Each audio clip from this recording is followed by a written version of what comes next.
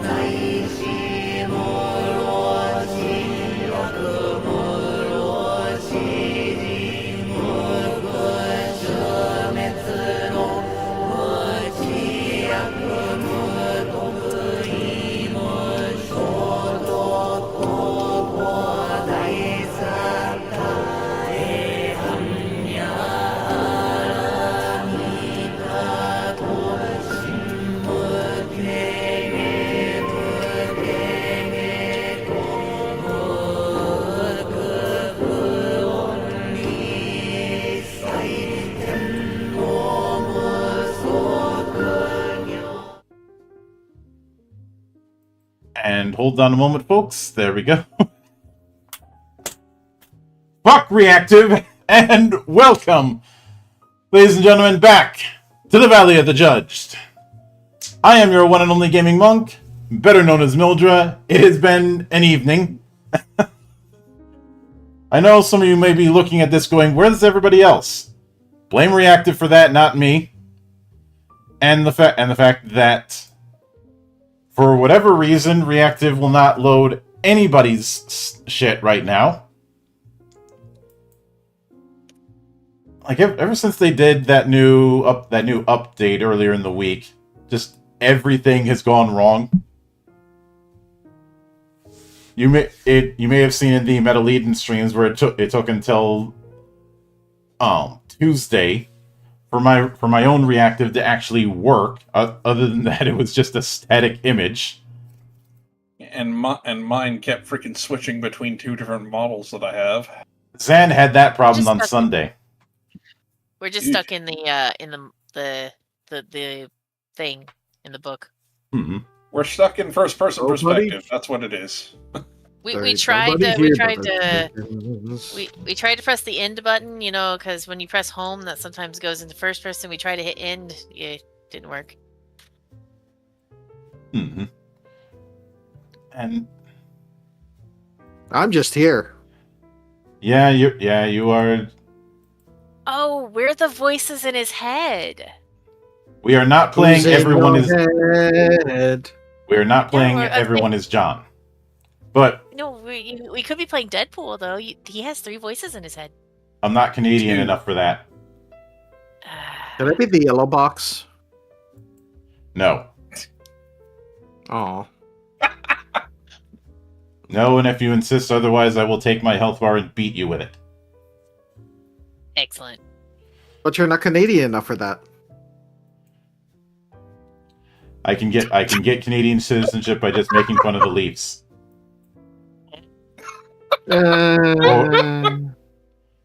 Well, just remember, in order to get Canadian citizenship, you also need to have some manner of fluency in French. I don't want to have to break out my sword because Mildred decided to beat people with a health bar. It's okay. I beat people with my, my subtitles. Yeah.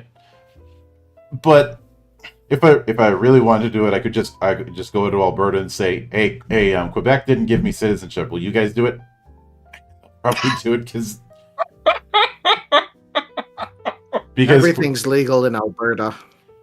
Oh, I cannot understate how much Quebec and Alberta hate each other. Just walk up, hey guys, fuck Quebecois, am I right?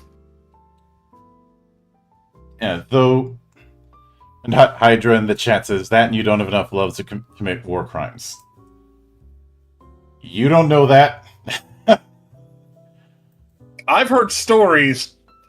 Even I wouldn't want to fuck with Mildred. You don't know my life. DMs. Hold on. We're tabletop DMs. Of course we know everything there is to know about war crimes. We have to anticipate the idiocy of the players. We definitely need to anticipate the idiocy of the players. Yep. Also, hello there, hate mate. I see you in the chat. Hope you are doing good, better than I have with Reactive. That's why we are so late on this. But we are back and continuing our coverage of the classes of Draw Steel. This time around, the Elementalist, and this is after our adventures with the Conduit and the Censor. So we're finally out of the Divine classes, and now we're starting to handle more arcane casting kind of classes. I had said when we started out that the Elementalist was akin to the Sorcerer. After going through the Censor and the Conduit, I'm not as confident as I was in that analogy.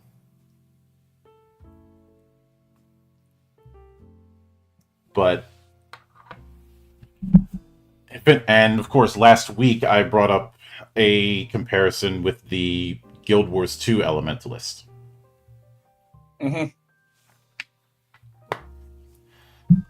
Which, as a bit of an aside, I'm really glad that we're seeing games that do the catch-all wizard class less and less, and more specialized spellcasting styles more. Mm-hmm.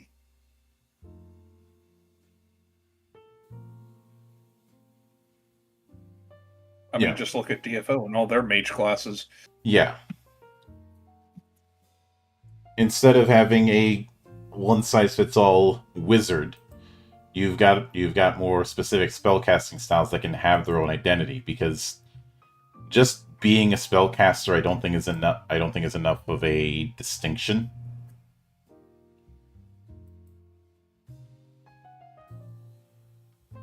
But I like. oh, good.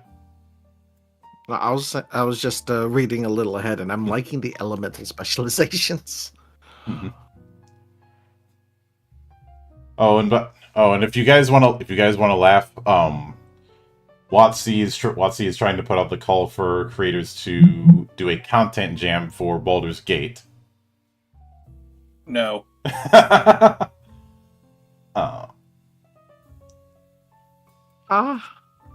Mm-mm. But no. Yeah, I came across that, and everybody's response to their post was much like the time they tried to make a call for people to make third-party content with the new SRD, and the response was no, and also go fuck yourself.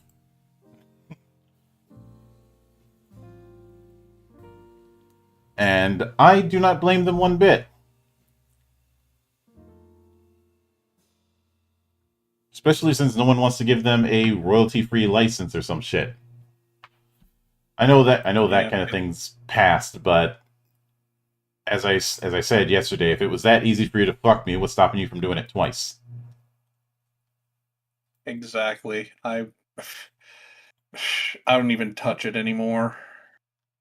I think the only person I know who's touched the 5.5 books is Zan, and he has his reasons for doing that.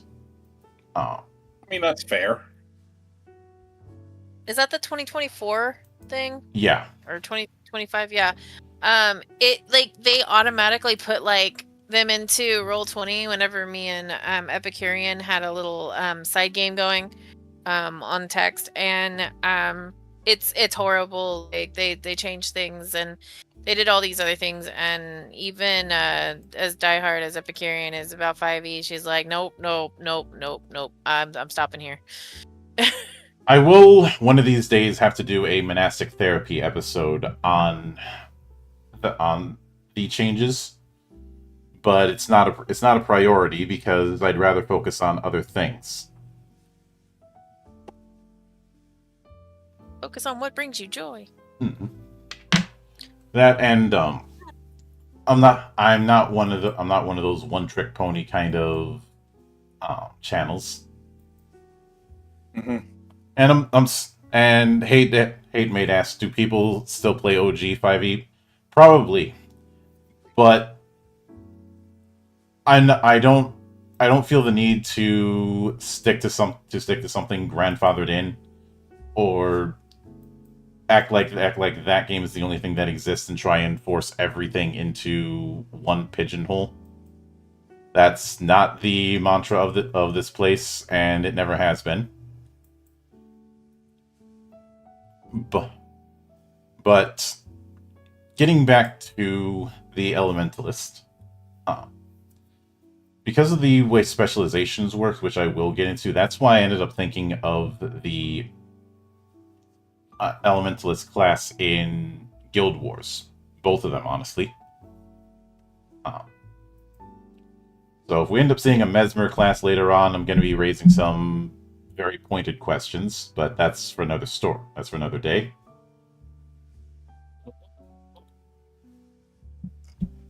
But so first off, we start with basic characteristics. Actually, before we even get into that, I want to read off the descriptor. Air for movement, earth for permanence, fire for destruction, water for change, green for growth, rot for death, void for the mystery, that which cannot be known, heart for bullshit. Okay, that last part I added in. Because fuck you, We're Captain not doing Planet. Captain All Planet. powers combined, I am Captain Planet. But alright, I'll get one out of the way. Protect the environment, or I'll fucking kill you! There's Like, my you know, Planet. there's my I would one raise my robot sword. chicken joke. I would raise my sword to that, but I'll get my ass kicked. But anyway, years of study and practice and poring over tomes has brought you the revelations that allow you to manipulate these building blocks of reality. Now you use your mastery of these 7 elements to destroy, create, and warp the world with magic. As an elementalist, you can unleash your wrath across a field of foes, debilitate enemies, ward yourself and allies, manipulate terrain, warp space, and more. Your elemental specialization determines which of these talents you excel at. Reminds me of Fighter describing Black Mage in 8-bit theater.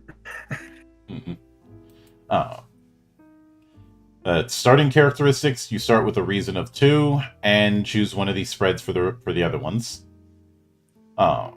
And reason is going to be used for your weak, average, and strong potencies.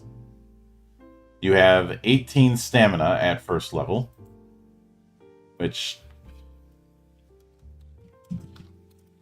I want to double check something. So let me look at the conduit from last week. Okay, so it looks like I'd assume casters are going to start with 18 stamina as the general rule. The sensor starts out with 21. Mm-mm. And That's because the censor is the favorite child. We already established this. Exactly. We'll see if that's the case once we get to other more offensive classes. But it also gains 6 every level after first. You have 8 recoveries. You have the magic skill, and then any 3 skills from the crafting or lore skill groups. If you want a quick build of this, pick alchemy, blacksmithing, history, and magic. So at first, where's the fun of that? Yep, at first level, you gain elemental specialization. So you choose between air, earth, fire, green, rot, void, and water. Actually, no. This- What the heck? This specialization acts as your subclass. And your No. Read further. You only get earth, fire, green, or void. Yeah. Why do it like that? I want to be water. I want to be rot. Yeah, Void Blow sounds shit up. okay. I'll go with void for now, I guess. Oh, they are. Other elemental specializations will be featured in future products, so that answers that. A bit disappointing, but at least it's not a printing error or something like that. We gotta go buy the DLC. God damn it. Oh. So Why mention it then? Right? it's like those hybrid classes in Heroes Against Darkness that weren't in the book, so I ended up making them myself. Just saying, we gotta go buy the DLC. Like, out of all of these, the fact that they left out air and water for the DLC bothers me. Maybe they didn't want to make things too obvious with the Hellenistic elements, but it could It's not the favorite child. it could just as likely be a classic case of running out of time. Redheaded stepchild. But yeah, the ones that they showcase here are Earth, Fire, Green, and Void. Earth. Let's see. With Earth, when you use an ability that has the Earth and Magic keywords, your stability goes up by 1. This is cumulative. Stability again? Your resistance to getting pushed. Oh, right. Let's see. Fire gives you +1 bonus to roll damage. Your hurl element ability also gains this bonus when you use it. With green, when you deal damage to one or more creatures using a green keyword ability that costs essence to use, you or one creature within 10 squares of you gains temp stamina equal to your reason. Not bad. Yep. And void,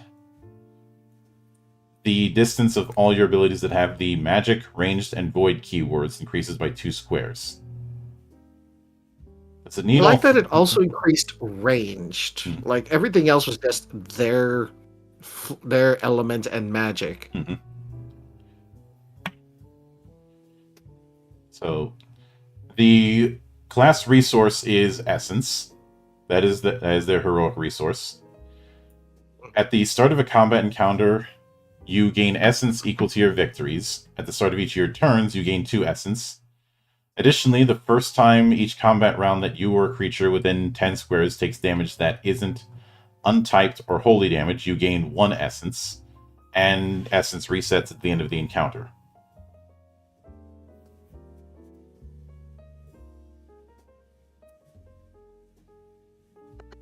So if you have allies who do elemental damage along with you, getting that essence is going to be a lot more easy.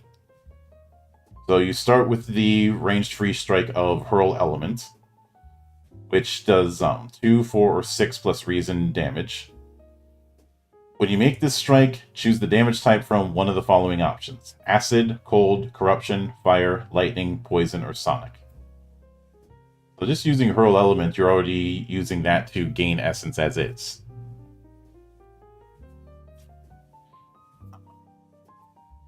Then we have Persistent Magic. Some of your heroic abilities have a persistent effect entry. For example, the Instantaneous Excavation ability has an effect noted as Persistent 1. When you use a persistent ability, you decide whether you want to maintain it and start doing so immediately after you first use the ability. If you maintain a persistent ability in combat, you reduce the amount of essence you earn at the start of your turn by an amount equal to the ability's persistent value, which enables the persistent effect. All your active persistent abilities, and at the end of the encounter. You can't maintain any abilities that would make you earn a negative amount of essence at the start of your turn. You can stop maintaining an ability at any time, no action required. If you maintain the same ability on several targets and the effect includes a power roll, you make that roll once and apply the same effect to all targets. A creature can't be affected by multiple instances of a persistent ability. If you take damage equal to or greater than 5 times your reason score in one turn, you stop maintaining any persistent abilities. So this is our equivalent to, say, concentration. And I will note one thing right out of the gate. I appreciate the fact that you're not locked to only being able to concentrate on one spell. That is good. When that was a thing, it basically made haste all but a requirement when you could get it.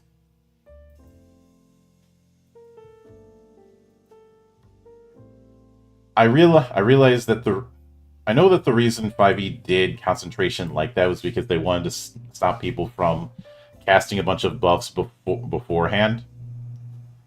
But like a lot of things in 5e, they overcorrected. And I can agree with that. in previous editions, you only needed to worry about concentration if you took a hit, in which case you'd have to make a concentration roll to see if you maintained that spell. Mm-hmm. So I can understand it also kept you from casting 2 of them. Yeah. With this one, you have at the very least a cap of 2, and there does seem to be the vibe of doing that is putting a cap on how easily it's going to be to spend essence on your proper spells. in that regard, it's not far removed from a lot of MMOs and a lot of CRPGs where using those persistent effects reduces the maximum amount of energy or mana that you have, depending on class. Which it does mean that you could stack a bunch, but it also means you're going to have less for other things. But you also gain the practical magic ability. This is a magic maneuver that targets yourself. Choose one of the following effects. You use the knockback maneuver. We'll get to that when we get to combat. But the distance becomes the range of your hurl element ability, and you use reason instead of might for the power roll. Hurl element has a range of 10. Or you choose a creature within the distance of your hurl element ability and add one of the following damage types: acid, cold, corruption, fire, lightning, poison, or sonic. The creature takes damage of the chosen type equal to your reason score. Or you teleport up to a number of squares equal to your reason score. If you choose this option, you can spend essence to teleport one additional square for each essence spent.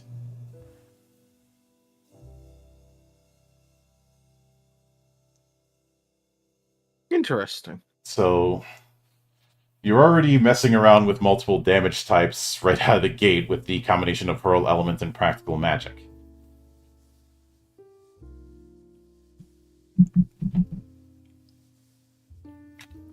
Is very, very nice. But you also gain your first specialization feature depending on which element you picked. Earth gives Motivate Earth, Fire gives Return to Formlessness, Green gives It is the Soul which Hears, and Void gives A Beyonding of Vision. Beyonding of Vision lets you recognize illusions and gives you the Shared Sense feature. Let's see, the Soul which Hears doesn't grant a new maneuver, but lets you speak to animals easily, as well as telepathically communicate with plants. So, I'm the Lorax. I speak for the trees, and the trees tell you to fuck off. See, initially when I saw the green, I was like, "Oh, maybe we're gonna have some of that the Final Fantasy Elementalist stuff with the, with the way that they heal or the way that they hurt things." And then I'm like, "Oh, speaking with animals." Okay. Yeah. Do people count as animals? Right? Oh, let's open that can of worms, why don't we? I've had to be completely silent because my cat's been literally biting me right now. I'd love to speak with her. But Motivate Earth gives you the Motivate Earth action. This is a melee action. You touch a square containing mundane dirt, stone, or metal, and create a 5 wall of the same material, which rises up out of the ground, and must include the square you touched. Alternatively, you touch a structure made of mundane dirt, stone, or metal that occupies 2 or more squares. You can open a 1-square opening in the structure where you touched it. You can instead touch an existing doorway or other opening that is 1 square or smaller in a mundane dirt, stone, or metal surface. The opening is sealed by the same material that makes up the surface. So, I would like to have a catchphrase every time I use this spell. It's going to be, "Oh yeah?" Oh yeah! I could imagine. I'm just envisioning someone going, "Ha ha! I'm behind cover. You can't hit me." And the Elementalist goes, "Oh, you're behind cover. No, not anymore. You're not." Oh yeah! I don't know, I like the return to formless ability. Hey, 5, 4, 3, 2, 1, boom! You heat. The target is a mundane object. You cause it to melt or combust.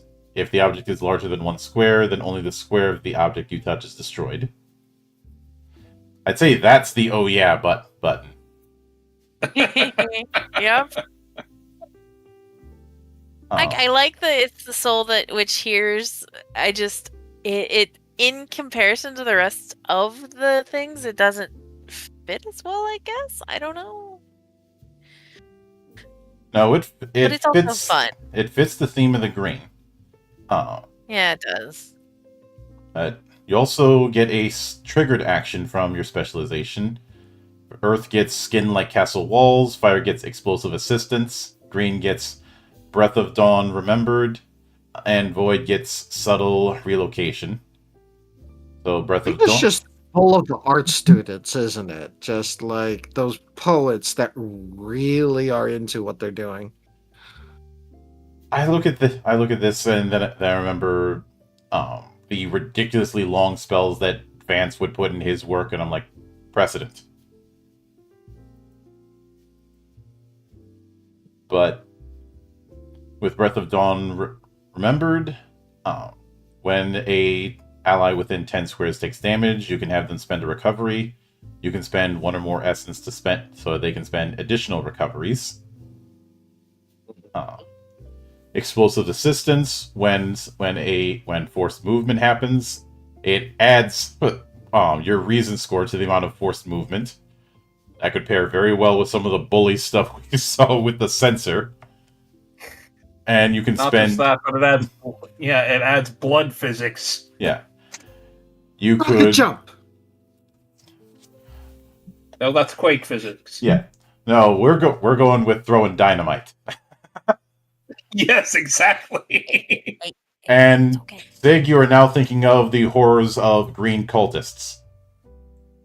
Oh god, no. Just walk right in, they throw like 5 sticks of dynamite at you. No, they're throwing bundles. Mm-hmm. But you can spend 1 essence to double the movement bonus. Let's see, skin like castle walls. When an ally takes damage, they take half damage. You can spend essence to reduce any potency effects associated with whatever was causing damage. Subtle relocation. When the target starts their turn, moves, or is forced moved, you can teleport the target equal to your reason. If the target moves to trigger this ability, you can teleport them at any point during the move. And you can spend 1 essence to double the teleportation movement. Hold on, I'm gonna play chess at the battlefield really quick. Just. Oh. Yeah. Down here. Let's see. You also gain enchantment. Enchantment? So you get one of a short list of enchantments. You can change which one you go with by performing a complex ritual as a respite activity. So either enchantment of battle, which lets you wear light armor and wield light weapons, even when you don't have a kit. But if you have light armor, you get a bonus to stamina, and a light weapon, it gets a damage bonus. If you have a kit, you can't take this enchantment. It's the enchantment of celerity, +1 to speed, and as well as the distance you shift when you disengage. Enchantment of destruction, +1 to damage. Enchantment of distance, +2 to your ranged abilities. Enchantment of permanence, +6 stamina, and +1 stability.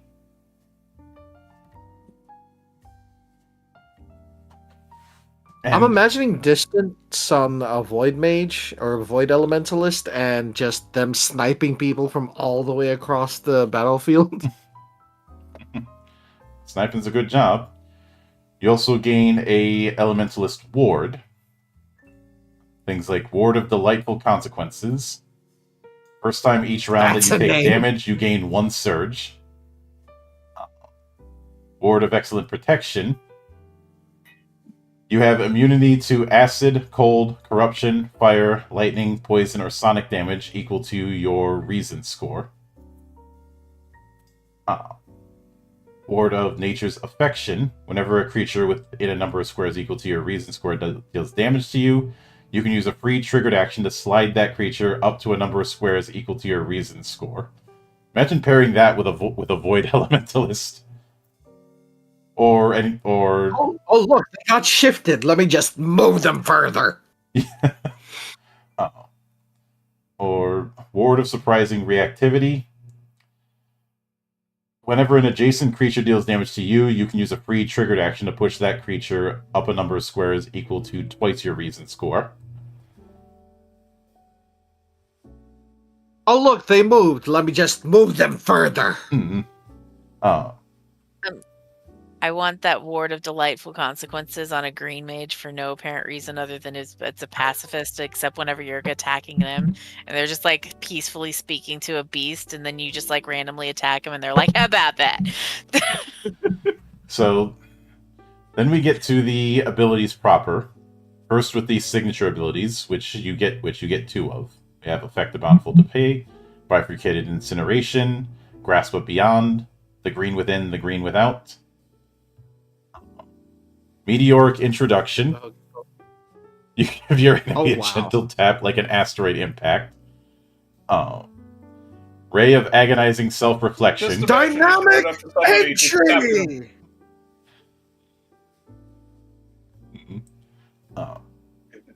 Ray of Agonizing Self-Reflection. You inflict pain and doubt in equal measure.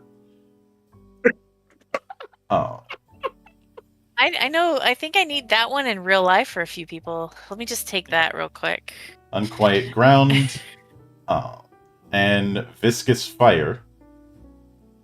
But I am noticing a pattern that you're doing elemental damage, you're doing push damage, or you are messing, or in the case of Unquiet Ground, you're messing with the terrain.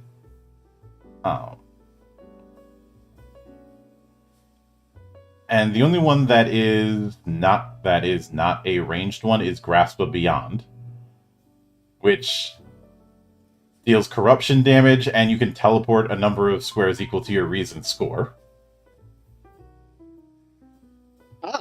Unless you are a void mage, in which case it has a range of 3.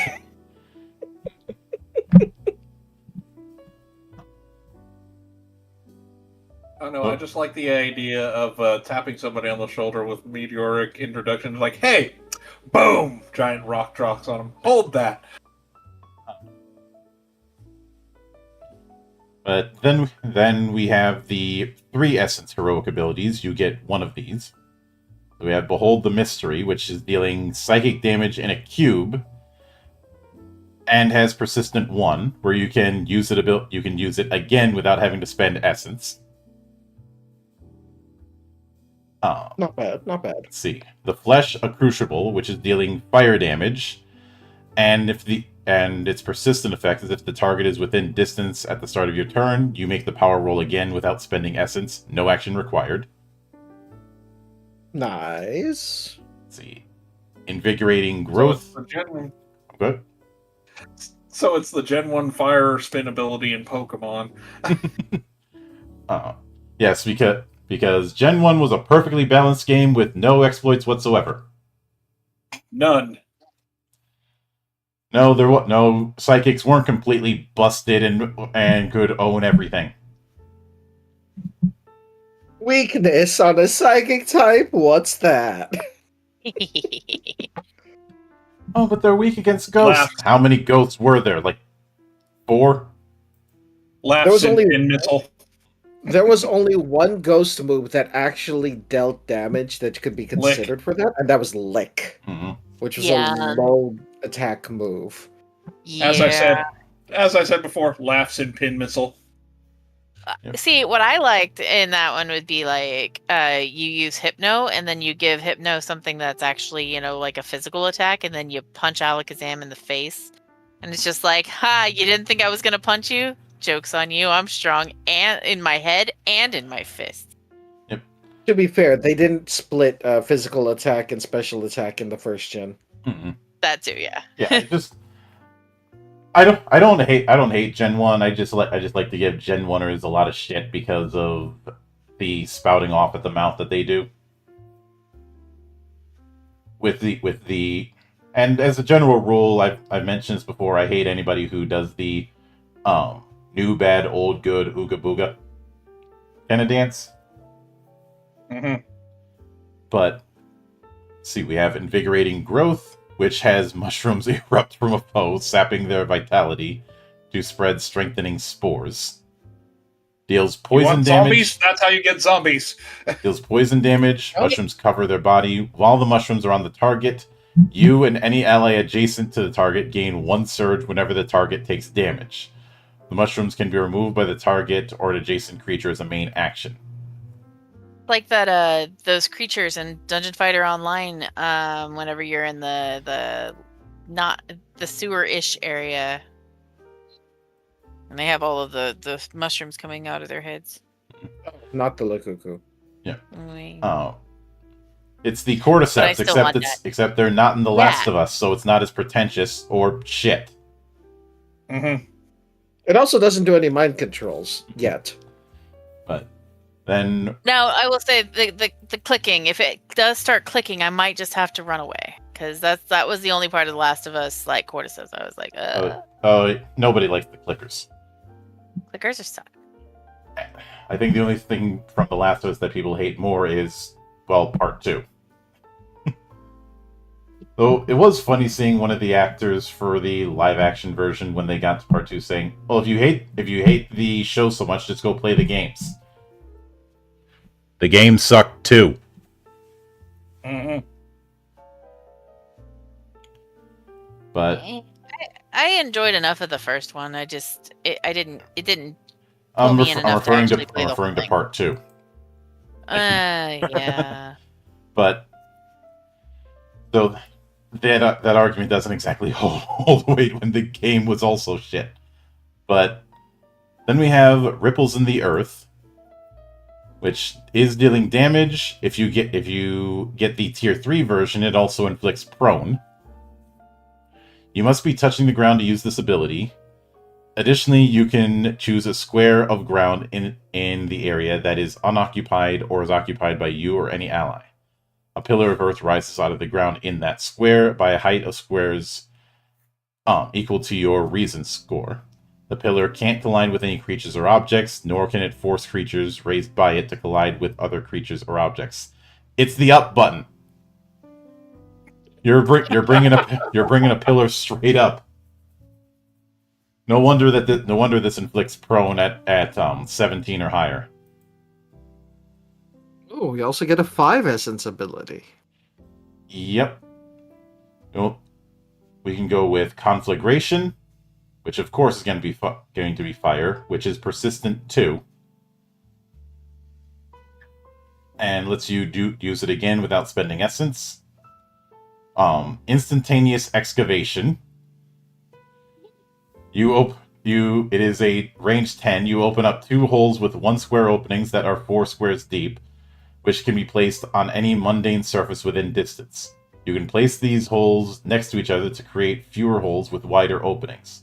When the holes open, make a separate power roll for each creature in the ground above the hole and small enough to fall in. You can't score a critical hit with this ability because it uses a maneuver. At tier 1, they can shift 1 square from the edge of the hole. At tier 2, they fall into the hole. At tier 3, they fall into the hole and can't reduce the height of the fall. It has persistent 1, so at the start of your turn, you open another hole, making a power roll against each creature who could fall into the hole when it opens without spending essence. This is some Looney Tunes ass shit. It's time for the whack-a-mole maneuver. No, this is summoning the portable hole straight out of a fucking Looney Tunes sketch. Huzzah. Remember, you won't fall if you don't look down. Yeah. I can easily see this happening, and then somebody holding up a sign they pulled out of nowhere just saying "help" before falling down. But we have no more than a breeze, which at the start of your next turn, the target can move through solid matter. They ignore difficult terrain, and their movement can't provoke opportunity attacks. If the target ends their turn inside solid matter, they are forced out into the space where they entered, and this effect ends. Persistent 1. It lasts until the start of your next turn. So it's a wall clip. Hmm. Let's see. Then Test What of... was that? Must have been the wind. And Test of Rain. Affects a 3 cube. Deals acid damage. You can end one effect on yourself that is ended by a saving throw or ends at the end of your turn. Each ally in the area also gets this benefit. Must have been the wind. So, I think it's safe to say the Elementalist is a controller, but not in the same way Conduit was. This is a controller It's a more that's... damage focus. Yeah. It is either damage focused or AoE focused. Or sometimes both, like with Conflagration. But it's also kind of a magical turret, because a lot of the persistent effects are just, you can do this again without having to spend essence. But at second level, you get a perk, you get a new specialization feature. So either Disciple of Earth, Disciple of Fire, Disciple of the Green, or there is no space between. Earth grants additional stamina. Fire grants fire immunity. And allows you to ignore target's fire immunity. You also gain surges equal to your victories. Whenever you spend a surge to deal extra damage, you can make that damage fire damage. Disciple of the Green gives you Wild Shape. Yep. It's fucking Wild Shape, but I love the variety of forms that we have here. And it looks like you have to be at a certain level in order to use some of the forms, which is nice. It's clear we're not doing that whole 1/2 or 1/4 challenge rating bullshit. Yeah, that's a plus, definitely. So at second level, you can be a canine, a fish, a rodent. At third, you can be a bird, a great cat. At fourth, you can be a giant frog, or a horse, or a molar. At fifth, you can be a bear, a giant bird, a giant at sixth, you can be a giant salamander or a giant spider. At seventh, you can be a giant snake or a kangaroo. I know some people may laugh at that, but kangaroos hate everybody. They are one of those animals in Australia that chooses violence at any opportunity. They especially hate dogs. And somehow they're in the same family as deer.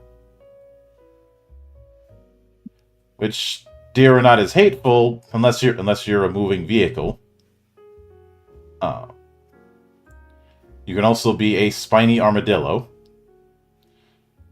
At eighth, you can become a ostrich or a shark.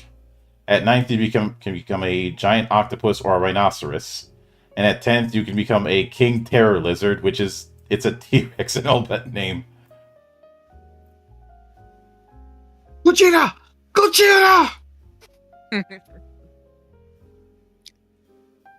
But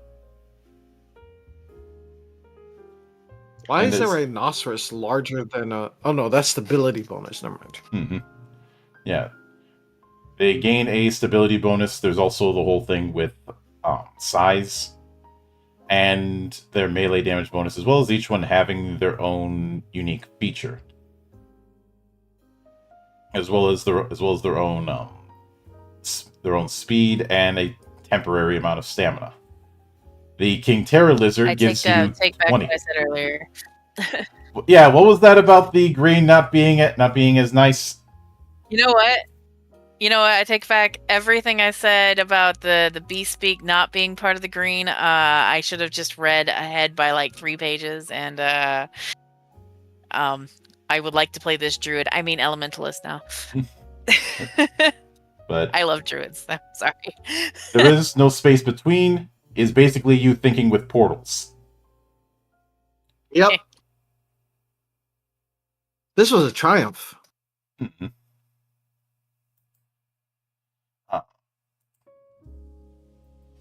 I know I should make the joke about... Just 2. Yep. I know I should make the joke about the cake is a lie, but I've always been a pie person. I've never been a fan of rhubarb. Oh, rhubarb's great. Just don't eat the leaves.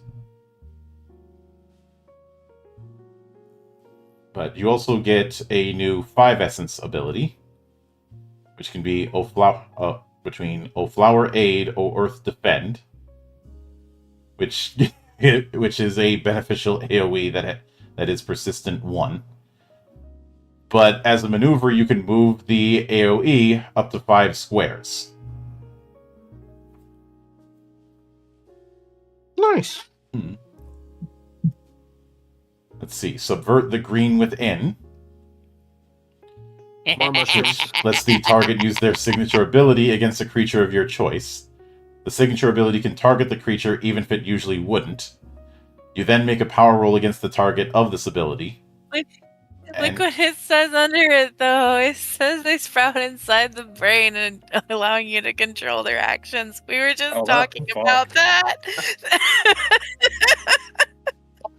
I do want to call attention to the fact that each of these are combination elements. Yep. Like a Flower Aid or Earth Defend is earth and green. Subvert the green within is green and void. Mm-hmm. Which does mean you're not going to be as pigeonholed as you might have been in other systems because of specialization. Mm-hmm. I want to make cordyceps now, just because somebody said it. Now I want to make them. But and translated through flame, your light disappears, then reappears in a burst of fire.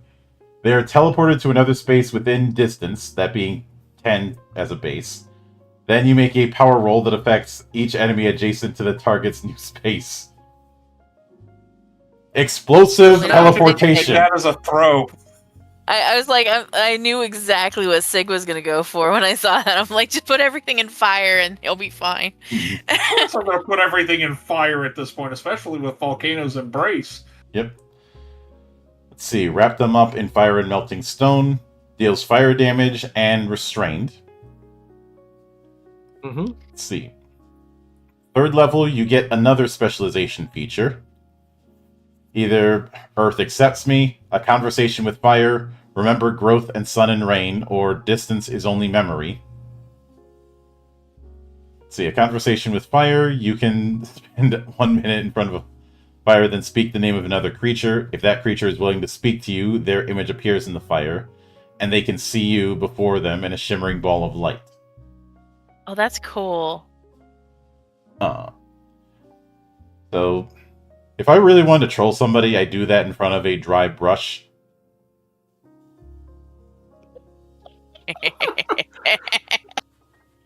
Just like use the spell. Hey God, are you there? Hello?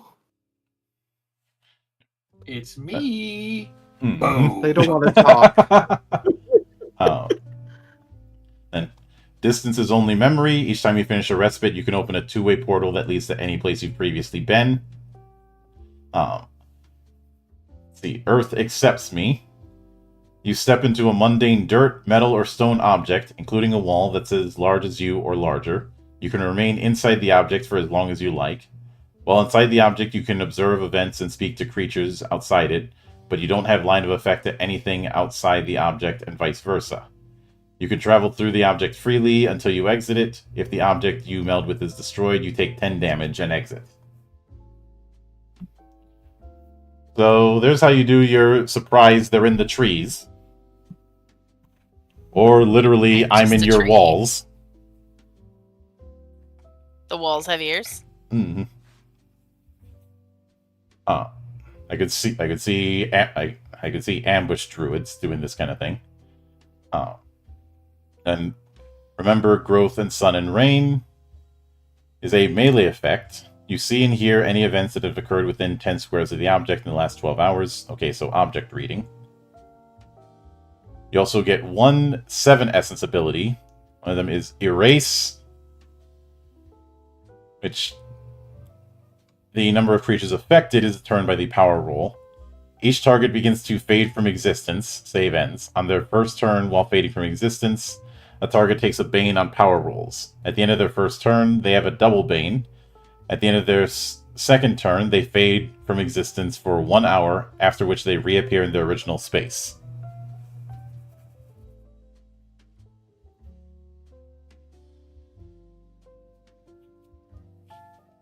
So, it's like you are gone, and by the time you come back, the battle's already over. Yeah.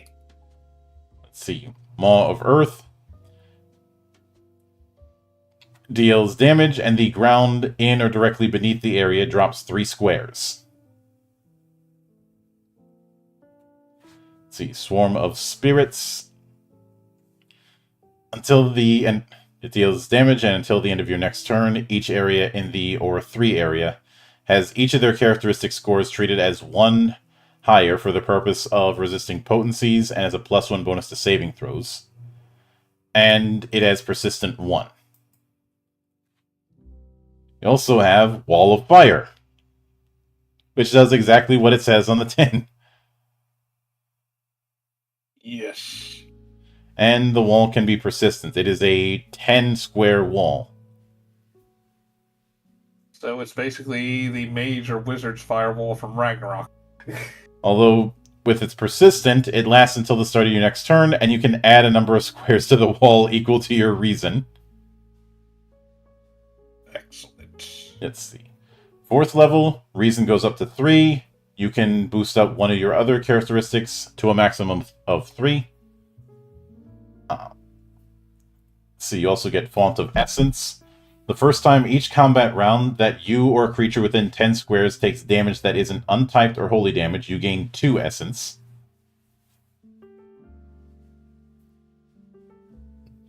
You also gain Mantle of Essence. While you have 3 or more Essence and are not dying, you exude an aura of magic whose distance is equal to your reason. So you have a 3 square aura, not bad. The effects within the area of that aura are based on your specialization. So with Earth you get Quaking Earth, Fire gets Burning Grounds, Green gets Flowering Bed, and Void gets Veiling Bed. Burning Ground, it is a damage aura. Flowering Bed, a healing aura. Quaking Earth, at the end of each of your turns, you can push each enemy in the area by a number of squares equal to your reason. Veiling Bed, the area provides concealment.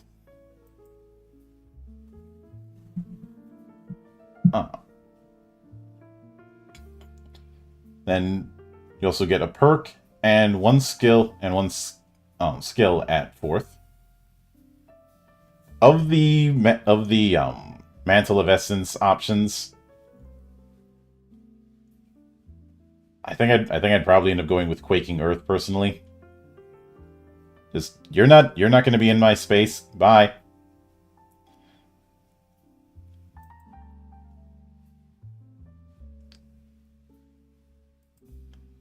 But let's see, at 5th level, you do get another special.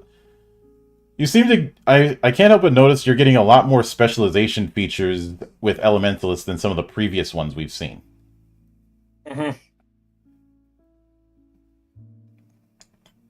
I mean, not that I'm complaining, but let's see, you get a new specialization feature at 5th level. Earth gets The Mountain Does Not Move. Fire gets Smoldering Step. Green gets Hide of Tenfold Shields, and Void gets Pierce the Veil of Substance. So, Hide of Tenfold Shields, you get more temp stamina in your animal forms. And an ally can use a maneuver to pet you. If they do so, you can lose temporary stamina down to a minimum of 0. The ally gains temp stamina. And remember, one of the first forms you can get is canine, so you can pet the dog in this game. That dog. Tab, is this why you're always wanting me to pet you? Not here, boy. Down. I wasn't meaning like that! Why do you gotta call me out like that? Jeez. I mean, I'm gonna pet the kitty now. Wink, wink, nudge, nudge. Say no more Fuck's swear. sake. The mountain does not move. You have even more stability based on your level, so you're getting 5 more stability at that point. And when an ally within distance of your hurl elements ability is force moved, you can use a free triggered action to reduce your stability down to a minimum of 0, then increase the ally's stability by an amount equal to the stability you lost. This lasts until the end of the round. So, an anti-bully maneuver. Let's see. Pierce the veil of substance. Solidity is merely a suggestion to you. Mundane barriers that are 1 square thick or less do not block your senses or line of effect. You can only sense or have line of effect past 1 such barrier at a time. Additionally, when you use a void ability, you or one ally within distance of the ability can teleport a number of squares equal to your reason score. Oh, this is very anti-cover.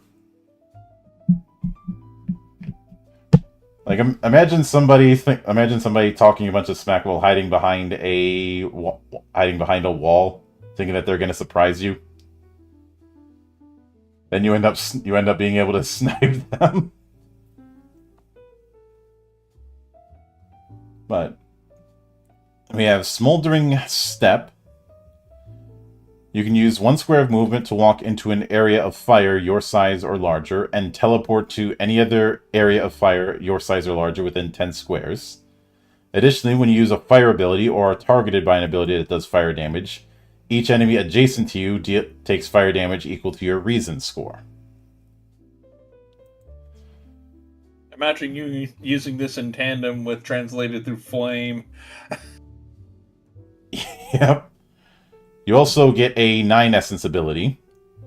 You can go with Combustion Deferred, which deals ranged fire damage, and when the target ends their next turn, or if they drop to 0 stamina, each enemy adjacent to them takes fire damage equal to twice your reason score. Each affected enemy then gains this same effect. Chain Fire! A chain fire bomb is what this is. Let's see, Storm of Sands, which is a cube effect. The area lasts until the start of your next turn. It is difficult terrain for enemies. You and your allies have concealment while in the area. And it has Persistent 1, which, while Persistent 1 is active, you can move it up to 5 squares. Then we have Subverted Perception of Space.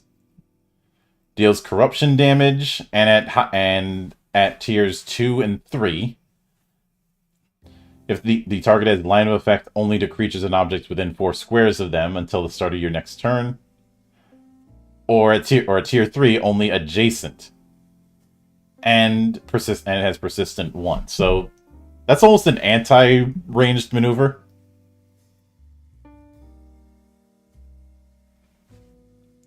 Like, imagine getting tier 3 on that. You're doing a good amount of damage, and they can't snipe.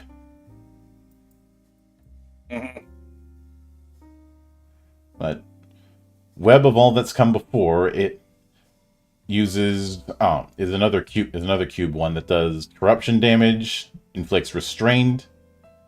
The area is difficult terrain until the start of your next turn. Each enemy who ends their turn in the area is also restrained. And Persistent 1. But at 6th level, you gain 1 crafting, lore, or supernatural perk. You also get Weirding. You can spend 10 uninterrupted minutes to create a freeform magic spell for a variety of situations. Choose one of the following magical effects. You create a mundane object of a size equal to your reason score or smaller. By this point, so a size 3 object. Size 3 is pretty big. You construct a place of shelter suitable for 20 creatures that lasts for 24 hours and can't be detected. Nice. You restore all stamina to a mundane object of a size equal to your reason score or smaller. You can choose a cube with a size up to your reason score within 5 squares. You fill that area with difficult terrain or natural phenomena, such as fire, water, or plant life, or can clear the area of those things. You can preserve a corpse or up to 5 pounds of food for a week, or you can cause a corpse or that amount of food to instantly rot. Imagine if you did this to screw over a noble at a feast. Right when he's about to eat his food, all the food, it just goes completely rotten.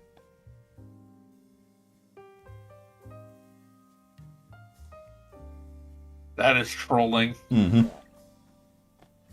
Honestly, this is something that my guys in my campaign, they poisoned a water source, but I'm looking at that going, I'm fairly certain if any of them had the ability to do that, they would have. Mm-hmm. Or you create a seal on a surface that can't be seen or felt by anyone but you. When a creature comes adjacent to the surface, you can see and hear through the seal for as long as the creature maintains adjacent to it.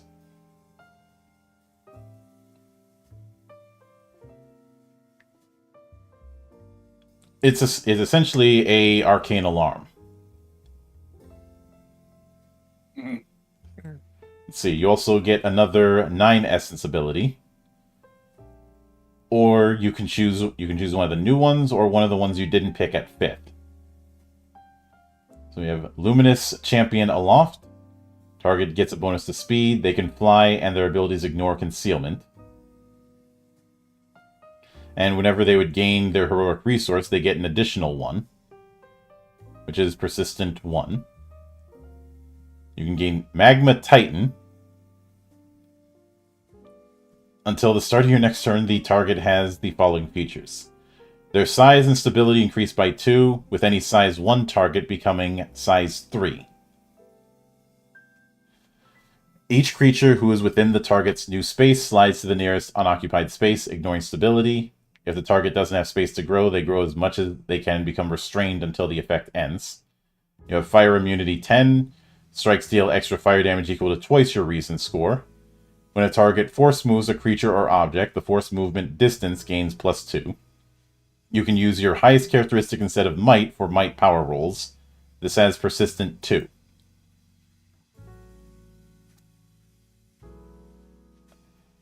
So another one for the fire mage. Or you can just throw meteors. You teleport the target into the air and let the ground and the elemental force drop a meteor on you. to Hey, you the rest. Hold that. It's basically you turn them into a meteor, Sig. Yep. I don't care. I'll still drop it on them. You can drop them on each other. Yeah, the target is teleported to a space where they would fall, then they immediately do so, treating the fall as if their agility score were 0. They take fire damage from the fall, and each enemy within 3 squares of where they landed takes the same amount of fire damage. The ground within 3 squares of where the target lands is difficult terrain.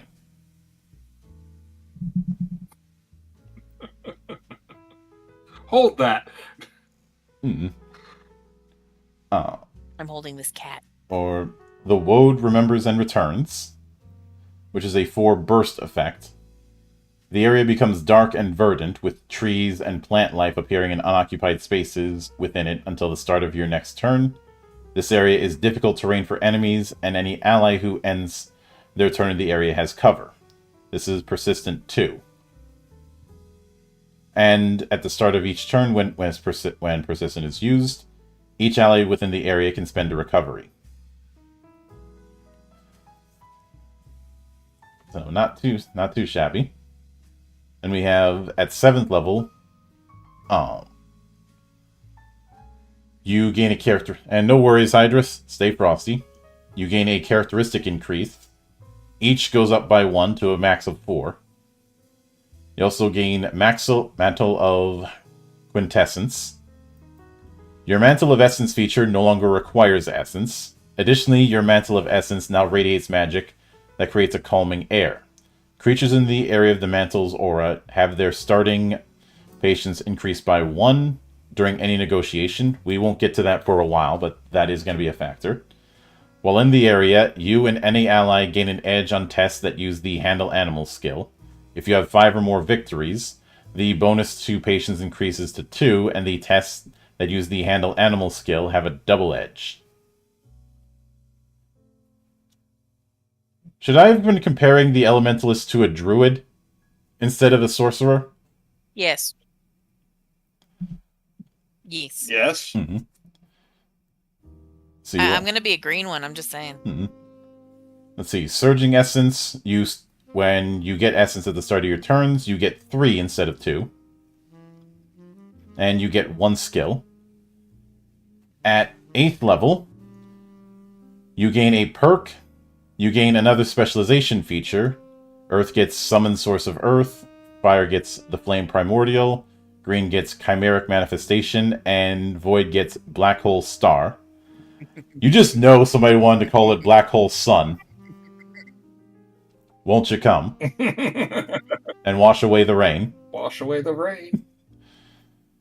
It is always funny when I share the music video for that song to people for the first time and they see how unhinged it gets.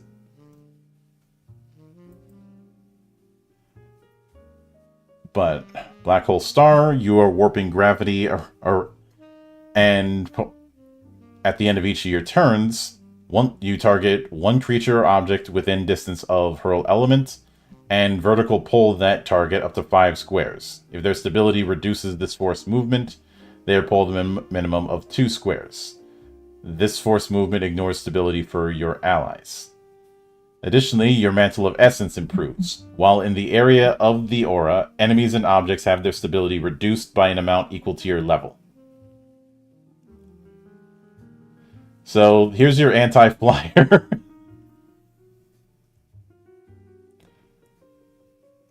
You think you're going to take off in the sky? No. I'd imagine you could also use this to do the ultimate face plant. Mm-hmm. Let's see. Chimeric Manifestation.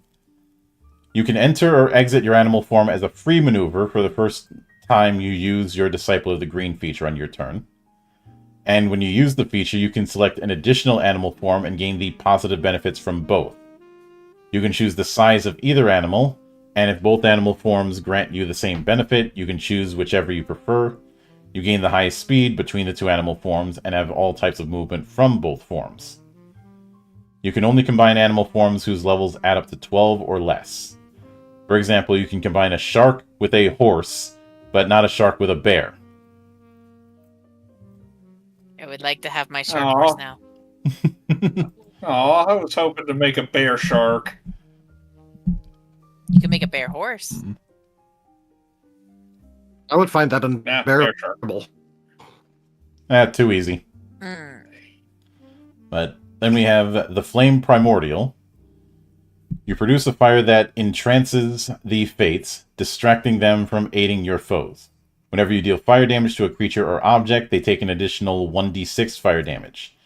If you deal fire damage to a mundane object, you can use a free triggered action to target it with your Return to Formlessness ability instead.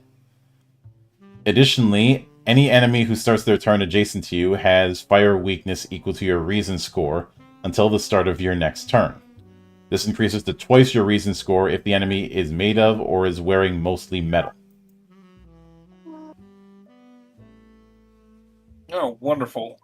It's like super heat metal. Mm-hmm. Yep. And this is why Wolverine's no longer allowed to fight Magneto. Yep. You also gain... You could also go with Summon Source of Earth, which basically is creating a Earth Golem. Summon spirits of the earth.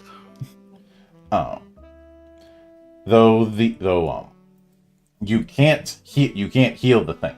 They can't regain stamina during the encounter. When its stamina is reduced to 0, you can't use this ability again until you earn 1 or more victories. At Persistent 2, you can have the source take another turn. They are dismissed at the start of your next turn. Normally, the source takes their turn immediately after you, moving up to their speed and either making a main action or a maneuver. So then, here's a nice little preview for the way monster stat blocks are going to look.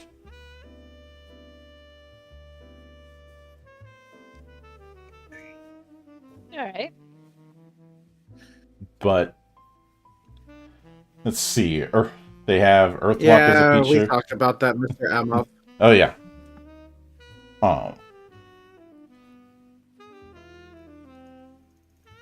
So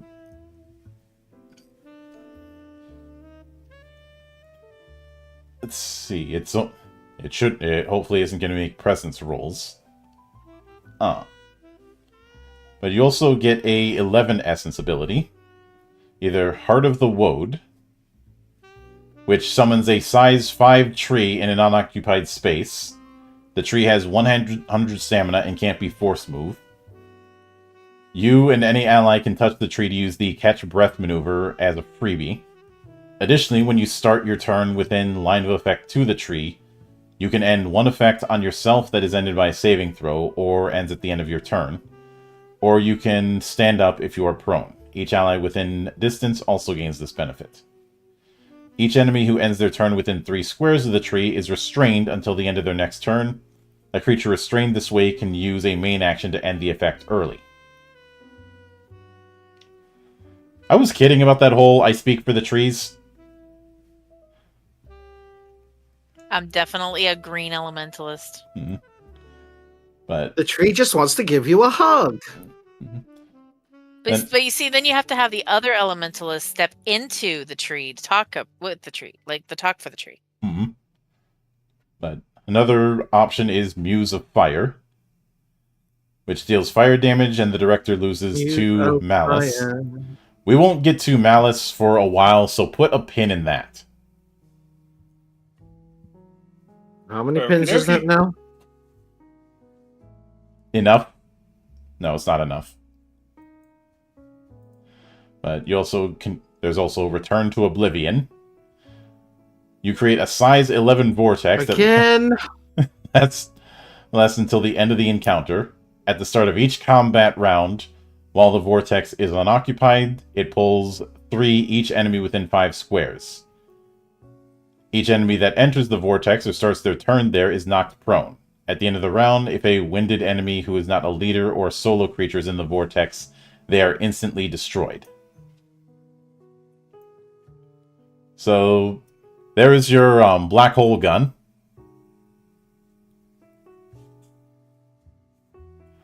Yep, sends to the black hole. I don't know. I think that ability kind of sucks. Ha! Oh, you did not vote Nightmare for this. Did you? Yes. But could be. I'll live with it. Yep. But then we have World Torn Asunder. You create a fissure in the ground adjacent to you. This is a burst 5 effect. That is 10 times 2 line and 6 squares deep. Each creature in the area who is prone and size 2 or smaller falls in. Other creatures can enter the fissure or can shift to the nearest unoccupied space of their choice outside of it. So the good old Quake Stomp. At 9th level, you gain Grand Weirding. You can use the Weirding feature as a main action. If you have 5 or more victories, you can choose a damage type and get immunity all to that type. You also get another nice 11 essence ability. So we have Earth Rejects You, which deals damage and is persistent 2. But it is a 5 square cube of damage. Or the Green Defends Its Servants. Conjure an elemental shield which protects the target. While the shield is active, the target can take the defend main action as a maneuver on each of their turns. They also gain 30 temp stamina that lasts until depleted or until the effect ends. And when the temporary stamina disappears, the effect ends and the shield explodes, dealing 10 damage to each enemy within 5 squares. It has persistent 2.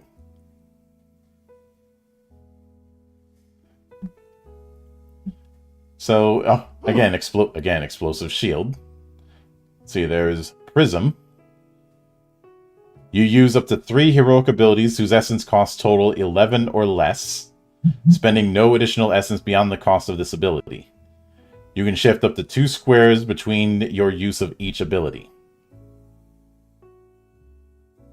Nice. You essentially have a triple cast up to a point, and can move about while doing it. Let's see. Then there's Unquenchable Fire. Deals fire damage and inflicts daze. The damage ignores immunity.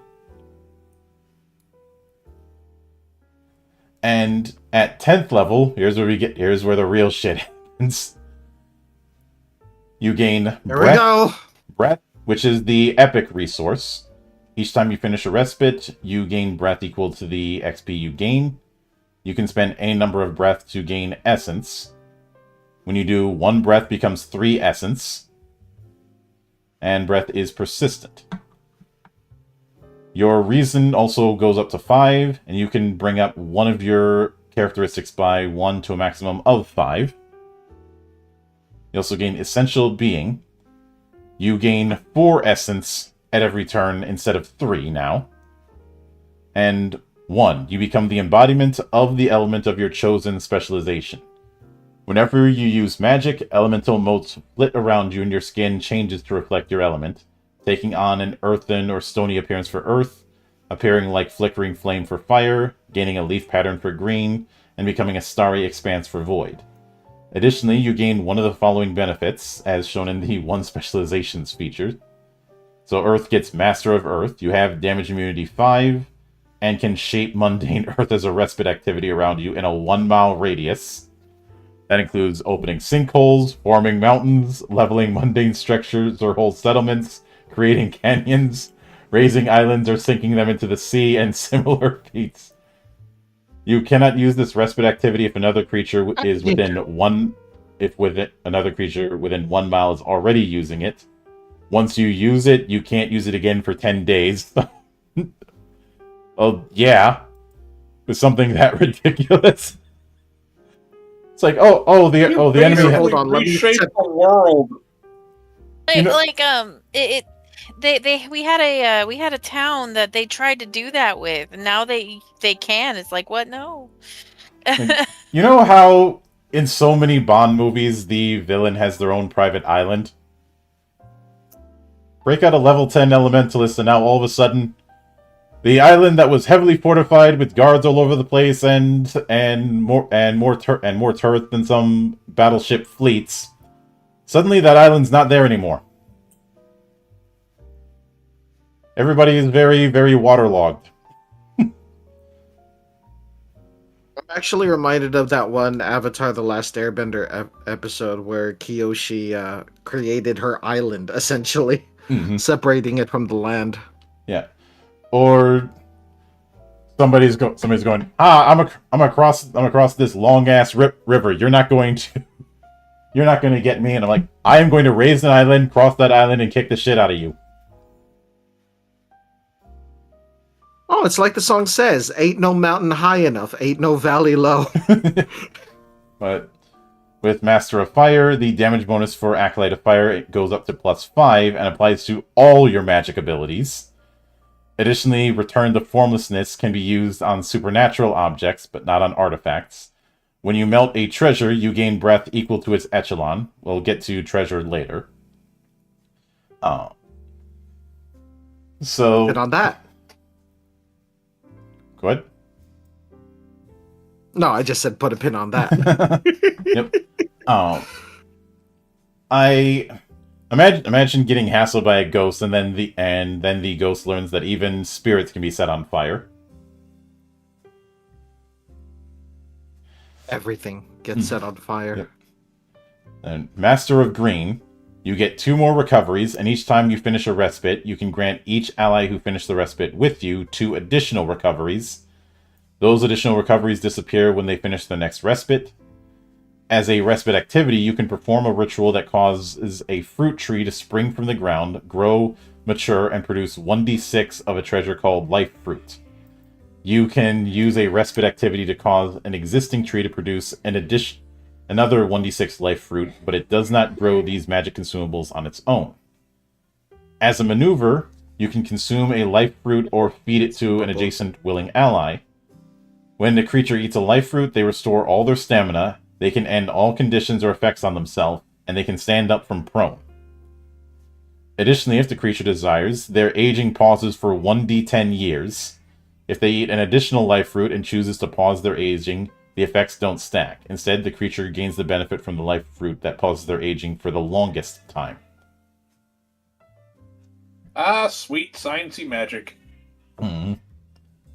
And with Master of Green, You could use that first thing in the morning. oh, I mean, it says it helps you get up from prone. Mm-hmm. Let's see. With Master of Void, whenever you willingly move, you can teleport. Additionally, your mind is connected to the mystery and helps you find the answers you seek. You no longer require project sources for research projects. Whenever you finish a respite activity to make a project roll for a research project, you automatically complete the project.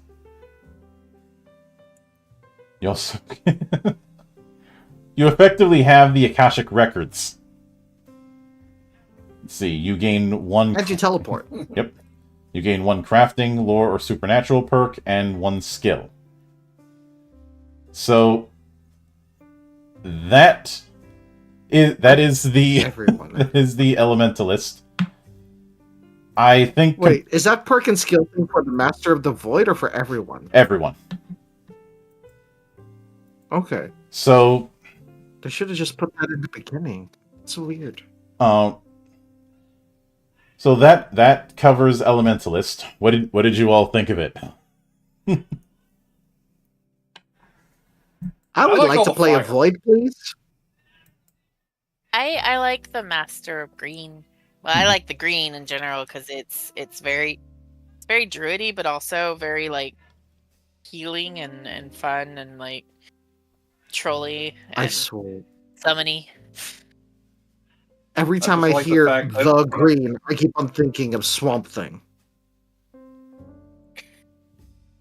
I just like the fact that as a fire mage, if you take a step, you just leave explosions in your wake. Boom. Mm-hmm. And then nothing safe from an Earth Mage. Yeah, but I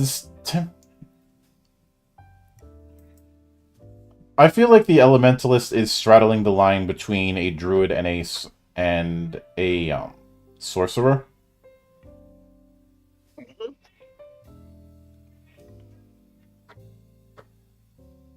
And I'm honestly curious what air, water, and rot would be like. Yeah. At first I was like, why weren't these in? But I'm like, if that's what those specializations do, then air, water, and rot probably need some more time to cook. Another possibility, and sorry about that, phone on my desk again. Another possibility is they ran out of space, or they ran out of room, because this is a pretty big book. And none of the other specializations... And there's a lot that each of these specializations that Elementalists get.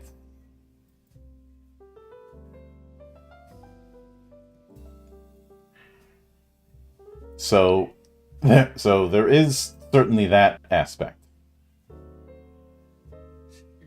But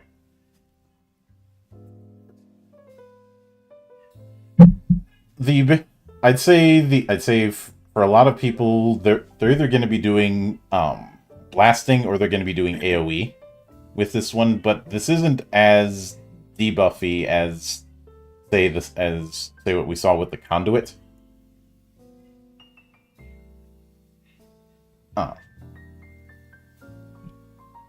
But I would. It's It's looking like. sorry. I was just reading chat. I have a feeling that with air, that's going to monopolize movement. You're probably going to get some flight. It kind of hinted at that. With rot is probably going to have more debuffs than the others, and water is probably going to be a support one. But Possibly. it is I funny. also see a lot of weather with air. Yeah. It is funny that the quick build suggestion for elemental specialization is fire. But from what we have with Sig and Tabby, it sounds like we have a green elementalist and a fire elementalist. So one person sets the plants, the other one right. The other one looks at the plants and says, "Hey, free kindling." Meanwhile, I'm just over here moving people around. Mm-hmm. But I just do the make a tree and then God, what was the thing where you walk into the tree, become the tree. There's like something, I don't remember what it's called. Tree walk? No, it's like where you can go into the mundane object thing, like a wall even, and like I know what you're talking about. I just don't know Yeah. what the exact. I don't remember what it was called now. But like you walk into you dig the tree, and then you walk into the tree, and then whenever the person says, "Was that tree always there?" and you can actually go, "Yes, I've always been here." Essentially that was kind of like a wild shape of sorts, but only but essentially with plants. Yep. I think it was like a Right. special ability of a magic item. But I would But say this one you can actually make the tree and walk into the tree. I would say Elementalist is And really be- focused on the whole nature casting aspect of Druid and not Wild Shape, because the only way you get Wild Shape is being a green specialist, essentially. Which does mean it's going to avoid. Oh, go ahead. Oh, no, after you. Do you like how it's going to avoid? Druid in the world's most litigious role-playing game has had a problem of being too useful. Whether it be the Godzilla problem in third and fifth, the fact that Wild Shape could out damage fighters, and they could still cast. Yep. It was that problem of you have several character archetypes and several character roles in one class, or just making whole other classes completely irrelevant. And if I'm being honest, when it came to how druids have been portrayed, I feel like Wild Shape has taken way too much of the attention, and not enough attention on the nature casting aspect. Here, we do not have that problem. My favorite part of Druid. Oh. It's kind of why one of my druids that I've created is a gardener, and quite literally, like, all he has is like, he doesn't even have anything that would really damage things unless he knows he's going to be going into a fight. Almost everything he has is, I'm making a garden, I'm tending to my garden, I'm talking to animals, and this is all about my garden and all about nature. Leave me alone. Oh yeah. My favorite part of Druid has always been Shillelagh. Shillelagh's pretty awesome though. He's also fun to say. But I also like how odd the Void is in terms of like how different it is from the other elements.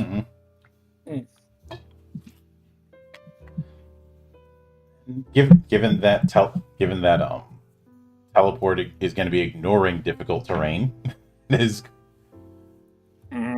But Elementalist is most definitely a controller role. For sure. That being said, I would say, I think what would be interesting is to take certain characters in other media and apply them to Drawsteel's classes. I might do that down the road, sometime after we've finished the list. But the next one that we'll be doing next week, is we're returning to martial classes with the Fury. Which, the Fury is very much the barbarian. Sounds right up my alley. So, smash. Hoss. My love for you is like a truck berserker. Would you like to make King fuck berserker? Yeah, I had to. And also, I see what Amhoff did with the green. As well as Moon Druid with a Shillelagh hitting a monster. Does a nat 20 bonk? Oh, and anything you mad, bro. That's the secret. I'm always angry. But that will be on the pipeline next week. So it should be interesting to get into that one and see how it handles raging, which will probably manage to avoid some of the problems that I've had with rages in other entries. Especially when exhaustion is used on rages. That's fucking stupid. Did he just say making fuck? You've never heard the song Berserker? Saka. But that will be something to look forward to next week. So until then, on behalf of the good brothers present and not present, my name is Mildra. I am your gaming monk. Stay fucking frosty, everybody. See you on the trail. Y'all. Oh